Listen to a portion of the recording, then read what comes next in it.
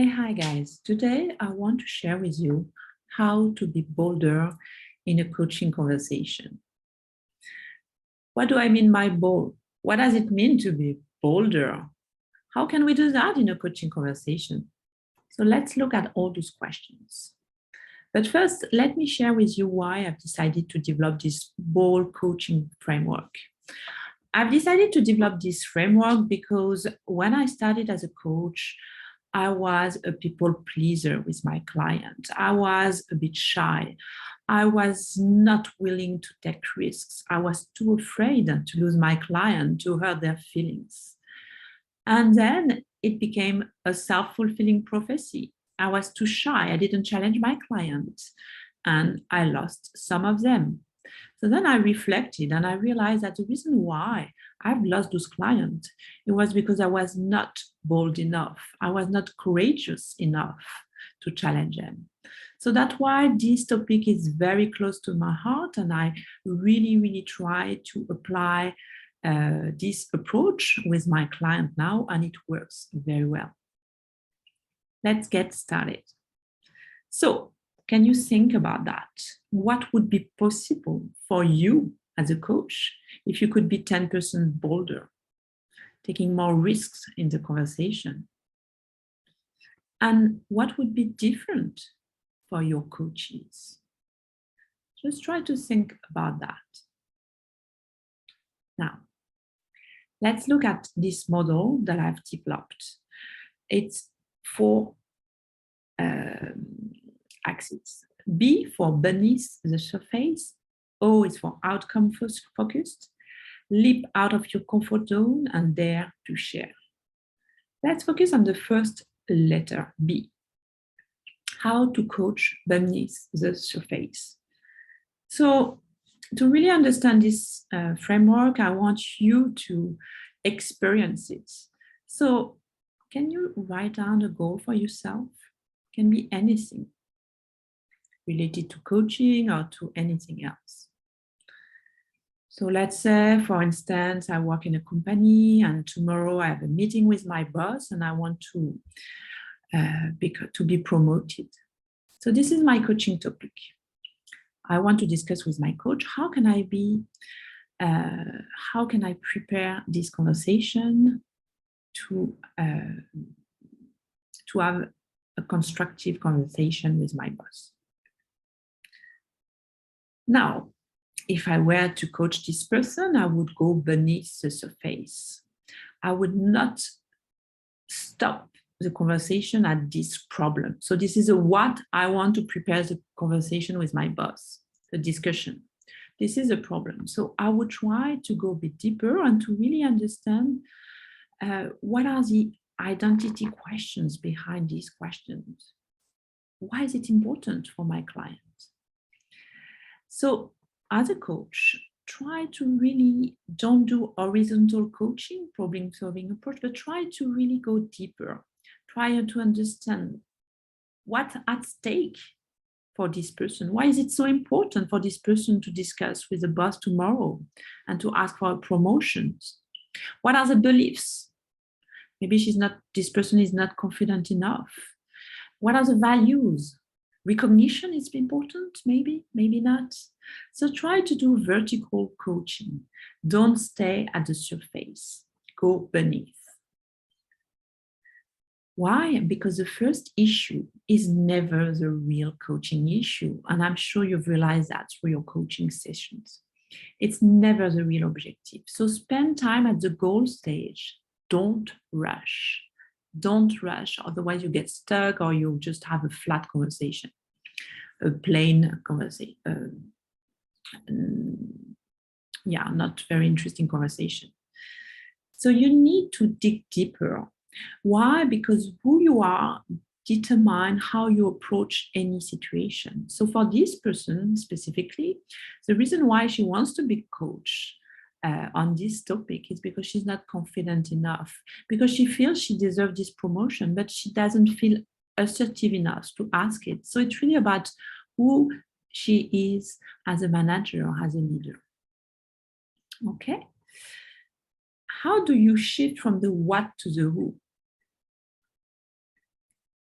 there's one amazing question that will help you shift from the what to the who is, why is this important for you? And if you ask this question, what is this objective? Why is this goal important for you? You will be able to move from a transactional conversation to a transformational conversation. This goal is important for me because I feel I deserve to be promoted. I feel my boss does not respect me enough. I think I should have been promoted 2 years ago. And I feel I deserve more. I feel I'm a leader. And this is where you can explore the lack of confidence issues and all those topics that your client is bringing.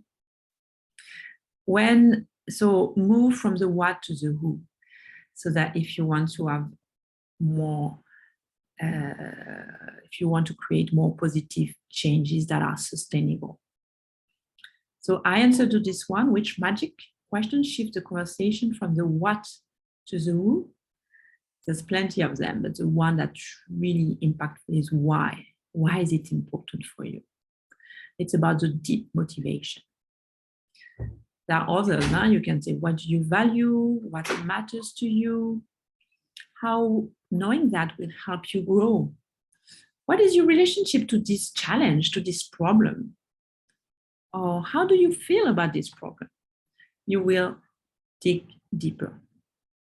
Now, maybe just press pause and start to think about the goal you shared earlier. Why is this goal important for you? Why does it matter so much that you're bringing that to the conversation? And once you have the answer, what is your real goal? So for my client, it's a real goal is really, how can I become more assertive? How can I be heard as a leader? Right? It's not really about the conversation I will have tomorrow. It's more about who am I as a leader? How assertive I can be. So the why question, and it's the only time I use this word why, it's when you talk about deep motivation. It's really about the motivation, the inner drive. And I want to pause here and just to reflect. What are our main human drives? We are pretty basic, right? We have two main drives as humans. One is to avoid pain, and the other one is to gain pleasure. And do you know what drives us more? So for short-term focus, we are much more motivated to avoid pain than to gain pleasure. So this is something you can explore with your client. What is your client trying to avoid? What if you're not promoted? You know, and the client, what my client is trying to avoid is deception, is about feeling stuck, is about being in the same position as my client has been for 2 years, right? It's about feeling unfulfilled, undervalued. It's about not using the full potential. So this is to avoid those very negative feelings that my clients want to change and wants to be promoted. It's more about that than being recognized. Let me give you a very simple example. Why would you run a red light? To make a meeting on time? Is it just to make sure you don't miss the 3 first minutes of the meeting? Or is it just to avoid the shame of being late and the pain? Yes, you know that, right? You won't run a red light to get home for dinner. So explore the goal and explore the why of the goal. And not only the positive why, but also the negative why, you know, the pain if you don't get what you want. And why is it important to do that? It's important because it will increase your client's motivation to reach this goal. And this is what you want, right? Okay, so now just press pause again and try to reflect. Which pain are you avoiding? Are you trying to avoid with this goal?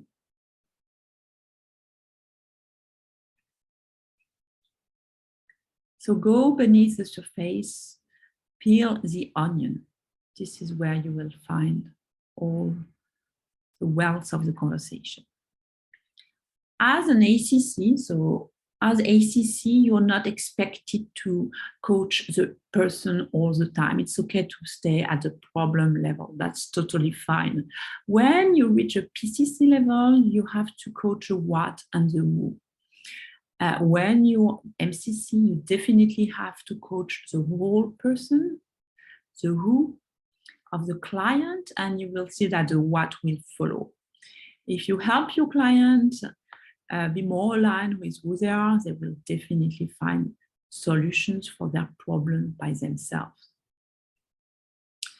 Okay, so just do a bit of diving here and go beneath the surface. Now let's move to the O, outcome focused. Outcome focused. So this is very important to really focus not only on the goal, but also the outcome. And most of the time we stay on the goal. Okay, what would success look like? So let's take the example. I want to become a more assertive leader. I want to be promoted. Okay, this is the goal. What would be a good outcome? Let's say in 6 months you're promoted. How would it look like? Yes, your leadership has increased, sorry. Well, in 6 months, I would feel much more confident. I think I will be able to share my ideas confidently, assertively in all the meetings that I have. I think I will have no issues asking for what I deserve to many people. This is what I want. And this is what success looks like to me.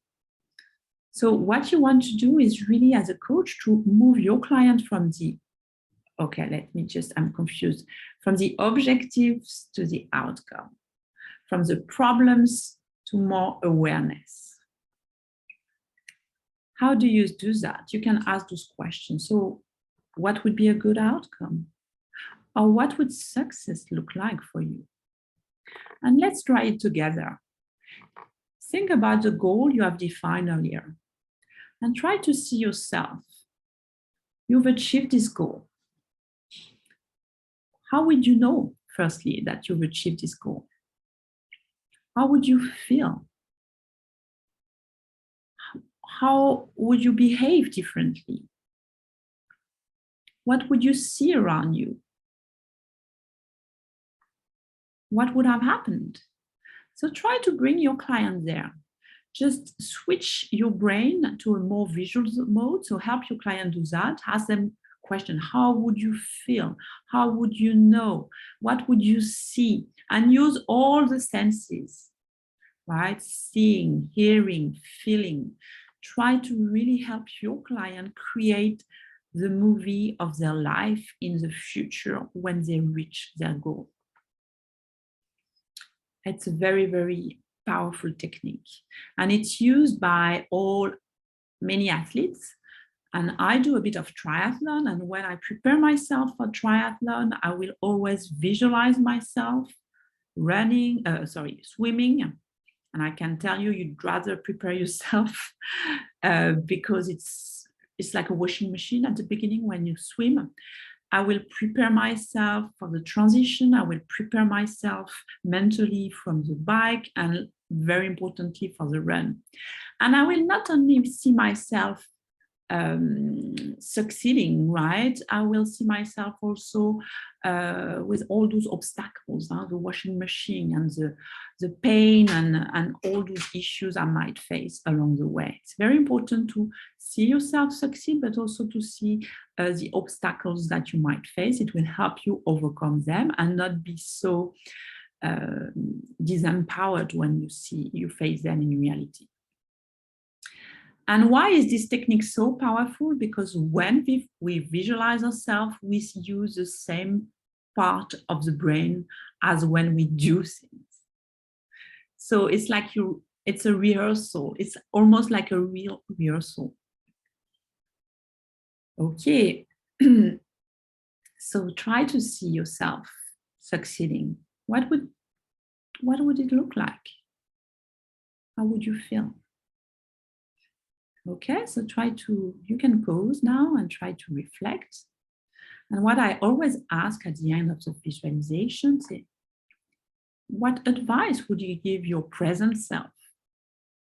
Right? So if you're in 6 months' time, what advice would you give your present self? It's very powerful. Okay, B, O, let's move to the L. Leap out of your comfort zone. Okay, so what does it mean to leap out of your comfort zone? You can ask bold questions. So take some risks. And I try to avoid that, but now I'm doing it. So those are some examples. I won't go through each of them. Just some of my favorite one. How would you like to be coached? What do you think I should ask you next? That's pretty bold, right? It can create some surprises, but it's super useful. What question do you wish you knew the answer to? What is your intuition telling you? Super useful and powerful. What is missing? What is a real challenge here? What is a real issue here? Focus on the real, you will see, huh? Especially for people who just talk a lot and have so many stories, just what is the real challenge here? It helps refocus the conversation. Being also leaping out of your comfort zone is also developing this ability to intrude, especially with people who talk a lot. It's okay to intrude. Just keep in mind, what is your intention? Why would you like to intrude? You want to intrude to help your client more. You're not sure it's very helpful to describe the situation in so much detail, right? So, okay. Can we hold it there for a moment? What is the real issue? Or what is the essential question as you're telling this story? What do you want to do about this?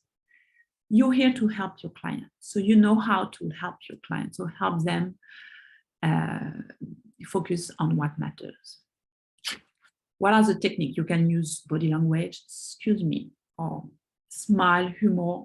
Wow, that's an amazing story, right? But I'm just wondering, just try to use different techniques if you're not comfortable with some. One great tool that we don't use enough is our voice. You can change the pace or you can change the volume. It can shift the conversation also pretty easily. Being bold and leaping out of your comfort zone is also being able to welcome silences. This is such a powerful tool. Let silence do the heavy lifting. And yes, it requires to be bold because it's pretty uncomfortable. It's about taking risks, accepting that there's this space here that is not filled with words.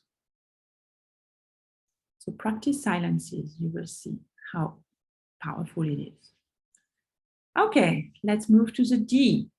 Dare to share. Dare to share. Okay. When you're trained to become a coach, we focus a lot on powerful questions, listening and asking again powerful questions. And we don't know when to share and how to share, but it's okay to share actually. You don't have to only stay on the asking, oops, this way side. You can move to the sharing side as well. But there are some prerequisites. The first one being you need, if you want to share your intuitions or some hard truths or what you're seeing or hearing, you need to make sure there's this trust between you and your client. You need to make sure that you have actively listened before. This is thing which means listen in Chinese, listen with your ears, listen with your eyes, listen as if the other person is a king, and listen with your undivided attention to the whole person, and most importantly, listen with your heart. You need to be aware also, if you want to share, what matters is making sure that you've already aware of your client's reaction in the conversation, but not only your client's reaction, but also your reaction. What's happening inside? We tend to focus a lot on our clients, but what happens in our body, in our mind, in our guts is as important. It gives us lots of cues on what's going on, the energy, what's happening in the conversation. And how can you develop that? You can develop what's called interoception. Interoception is the perception of sensation from inside the body. It's related to the organ functions, but also the emotions. And I have 3 kids, and I try to have them develop this ability. I think it's so powerful to be able to detect what's happening inside your body and to connect that to your brain. So develop your interoception to understand what's happening. Other prerequisites to sharing is timing. You can't share at any moment. You have to find the right moment to share when your client is ready. Okay, now, how do you share? You need to ask permission. Why is it important to ask permission? Because when you ask permission, the message, the implicit message is you are in charge of the conversation. It's not me, the coach, it's you. Are you okay if I share? I feel something. Would you mind if I share? Can I check something with you? You know, I feel that, and you share whatever you want to share. Sharing, you can also adjust your voice to soften the impact if you are sharing about some hard truths. Just take a different voice. You know, that's something I feel I need to share. You know, you can speak with your heart or your gut voices. Something that you also need to learn to do is to use radical candor. And I love this concept. It's been developed, sorry, I'm going to move, by Kim Scott. Yes, here we are. And I used to be here. I used to care, but to be silent. So lots of empathy, but not very constructive empathy. But when you really, really care about someone, you can challenge them directly. This will be very helpful. So try to shift from renewed empathy to radical candor. Okay. On this part is when you don't care. So I'm not sure you want to be there, right? And read the book from Kim Scott, Radical Candor. Challenge your clients. You can challenge them. You are here to challenge them. You are here to help them grow. And challenge directly sometimes is like, you know, the spinach in the teeth moment. It's not a nice moment, but you know, it's for your client's good. It's in your client's interest. So try to think about this silly analogy, but I think it's pretty self-explanatory. Okay, so cut to the chase and say things that you spot that's important for your client. Okay, we're reaching the end of this class. How to be bolder in your coaching conversations. What does it mean to be a bold coach? So let's wrap it up. Sorry. So move from the what to the who, using why is this important for you, and explore the pain and the gain, the two main human drives.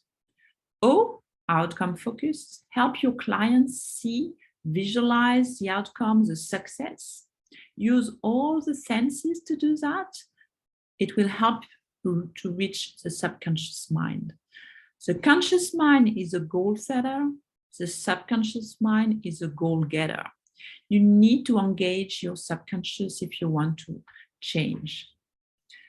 L is for leap out of your comfort zone, ask bold questions, do not hesitate to intrude, and use silences. And last but not least is about daring to share. And this is something you need to feel comfortable doing. Coaching is not only about asking questions, it's also about sharing your intuition, sharing what you see. And to do that, you need to make sure that your client is comfortable with you. There's a good level of trust. You have listened to the conversation, you understand the emotion, what's going on in terms of vibes and energy, and you can practice radical candor. Okay, we are reaching the end of this class. I hope it was helpful. It's one of my favorite framework. It's really, for me, it captures really the essence of coaching and what coaching should be. And yes, feel free to share your feedback and connect with us on this channel. Bye, guys.